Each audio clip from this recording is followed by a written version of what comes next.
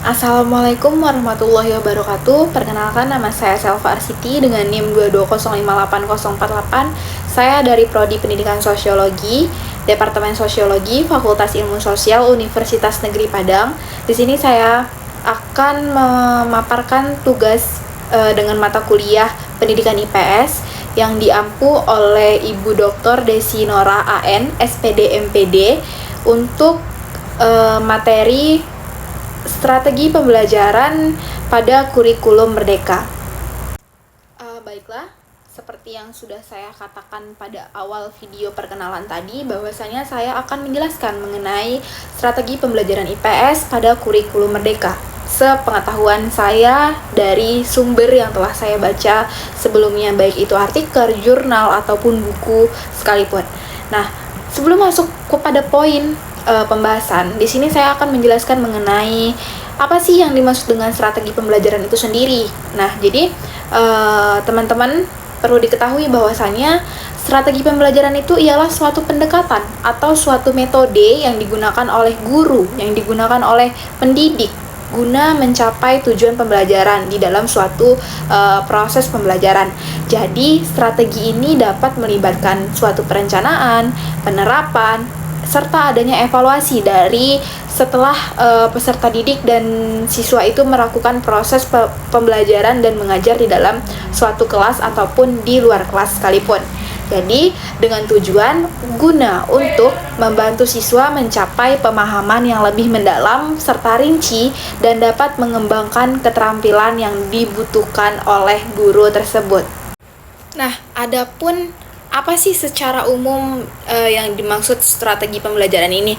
Jadi kalau secara umum nih teman-teman, kalau strategi pembelajaran ini meliputi yang pertama adanya perencanaan materi dan aktivitas di dalam kelas. Jadi seorang guru atau peserta didik itu harus merancang materi dan kegiatan yang sesuai dengan tingkat kemampuan dan kebutuhan siswa yang ada di dalam kelas mereka. Mungkin di dalam kelas itu ada kelas berapa, jadi harus dirancang sesuai dengan kelas dan kebutuhan siswa yang ada di dalam proses mengajar di dalam kelas tersebut. Yang kedua ada metode pengajaran. Jadi pada yang kedua ini, di metode pengajaran ini kita harus melihat pendekatan seperti apa yang cocok untuk di dalam kelas tersebut. Apakah pembelajaran langsung, atau ada kolaboratif, atau berbasis proyek, atau inquiry sekalipun. Yang ketiga ada penggunaan media dan teknologi. Jadi di dalam poin ketiga ini kita harus menggunakan strategi yang dapat melibatkan penggunaan teknologi, alat bantu visual misalnya, atau multimedia untuk meningkatkan pemahaman seorang siswa, atau di dalam kelas itu maunya apa nih seorang siswa ini biar dia bisa memahami pembelajaran itu dengan hikmat. Yang keempat adanya penilaian. Jadi di dalam proses yang keempat ini sangat-sangat diperlukan adanya proses penilaian seperti baik formatif maupun sumatif yang digunakan untuk mengukur kemajuan siswa. Jadi kita tahu udah sampai di mana siswa ini mengembangkan minat bakatnya atau mengembangkan pikirannya dalam proses pembelajaran itu. Jadi sebagai efektivitas bagi strategi pembelajaran. Dan yang kelima atau yang terakhir ini adanya adaptasi atau berbagai gaya belajar. Seperti misalnya kita bisa menggunakan berbagai tipe belajar seperti adanya pembelajaran visual, kinetik, dan lain-lain. Nah, kalau tadi Selva sudah menjelaskan mengenai apa sih itu strategi pembelajaran, bagaimana pendekatan strategi pembelajaran secara umum. Jadi langsung masuk saja kepada strategi pembelajaran IPS pada kurikulum merdeka. Jadi kita ketahui bersama strategi itu adalah perencanaan, sedangkan kurikulum merdeka ini ialah kurikulum yang dirancang dengan lebih fleksibel, dan kurikulum ini berfokus kepada pengembangan karakter, kemampuan berpikir kritis, serta kreativitas siswa. Jadi, dalam pembelajaran IPS atau ilmu pengetahuan sosial, kurikulum merdeka ini seharusnya sebagai strategi pembelajaran yang harus mendorong siswa untuk lebih efektif, lebih kolaboratif, serta lebih kontekstual di dalamnya. Mungkin untuk secara detail, mungkin kurikulum merdeka ini berkaitan bersama PBL atau Project Based Learning atau pembelajaran berbasis proyek.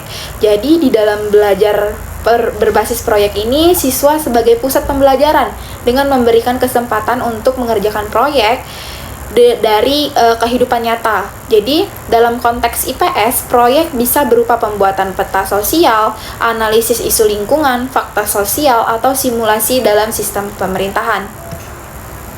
Mungkin di dalam yang kedua itu ada pembelajaran berbasis masalah atau problem based learning. Jadi dalam PBL yang kedua ini, strategi ini dapat melibatkan siswa dalam pemecahan masalah yang secara fakta di lingkungan sosialnya yang dihadapi masyarakat. Jadi siswa ini didorong berpikir kritis bagaimana cara menjelajahi, mengeksplorasi berbagai sumber informasi dan mengembangkan solusi yang masuk akal secara fakta sosial yang terjadi di lapangan. Dan yang ketiga ada inquiry based learning. Jadi pada yang inquiry ini melibatkan siswa dalam proses penemuan pengetahuan mulai pertanyaan, penyelidikan, serta refleksi diri di dalamnya. Jadi pada pembelajaran inquiry mendorong siswa memahami peristiwa-peristiwa sosial yang lebih detail dan mendalam secara rinci di dalam melihat kejadian fakta atau isu sosial di dalam suatu masyarakat. Yang keempat ada pembelajaran kolaboratif atau collaborative learning. Jadi ini nih menekankan kepada interaksi antara siswa untuk memecahkan masalah atau memahami materi pelajarannya. Sedangkan dalam konteks IPS, siswa dapat bekerja sama dalam kelompok kecil untuk membahas atau mendiskusikan seperti topik sejarah, geografi, atau perubahan sosial yang ada di lingkungan masyarakat sekitar. Dan yang terakhir ada pembelajaran kontekstual, di mana ini konsep-konsep IPS menjadi lebih relevan dan mudah dipahami. Jadi kesimpulannya, strategi pembelajaran IPS dan kurikulum merdeka ini pada keterlibatan aktif siswa, saling berkolaborasi, relevansi dengan kehidupan nyata, pendekatan yang fleksibel, dan diharapkan dapat mengembangkan keterampilan berpikir kritis, analitis, serta sikap sosial yang baik pada siswa. Baiklah, itu saja yang dapat saya sampaikan. Saya paparkan sependek pengetahuan saya mengenai strategi pembelajaran IPS dengan kurikulum merdeka. Saya akhiri. Apabila saya ada salah kata, salah sikap, mohon dimaafkan. Saya akhiri. Wabillahi taufiq wal hidayah. Wassalamualaikum warahmatullahi wabarakatuh.